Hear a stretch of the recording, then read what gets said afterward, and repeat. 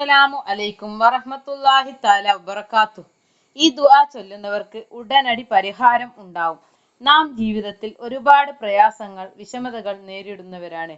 അപ്പോൾ ഈ ദുആ ചൊല്ലിയാൽ ഇത് നമുക്കൊരു സമാധാനം ഇല്ലാതെ സന്തോഷമില്ലാതെ നിൽക്കുമ്പോഴും അല്ലാതെയും നമുക്ക് ഈ ദുആ പതിവാക്കാം. ഈ ദുആഇന്റെ പേര് ദുആഉൽ കർബ് എന്നാണ്. ഗർഭിണികൾക്കും ഈ ദുആ പതിവാക്കൽ നല്ലതാണ്. അവർക്ക് വരുന്ന പ്രയാസങ്ങളൊക്കെ നീങ്ങും. ദുആ ഇതാണ്: ലാ ഇലാഹ ഇല്ലല്ലാഹു അലീമുൽ ഹലീം, ലാ ഇലാഹ ഇല്ലല്ലാഹു റബ്ബുൽ അർശിൽ അലീം, ലാ ഇലാഹ ഇല്ലല്ലാഹു റബ്ബുസ് സമാവാതി വറബ്ബുൽ അർളി വറബ്ബുൽ അർശിൽ കരീം. ഇതിന്റെ അർത്ഥം പറഞ്ഞു തരാം. നമ്മൾ അർത്ഥം അറിഞ്ഞ് നമ്മൾ അത് മനസ്സിൽ ചിന്തിച്ചുകൊണ്ട് ചെയ്യണം. ലാ ഇലാഹ ഇല്ലല്ലാഹു അലീമുൽ ഹലീം, സഹനശീലനും മഹാനുമായ അള്ളാഹു അല്ലാതെ ആരാധനക്കർഹൻ മറ്റാരുമില്ല.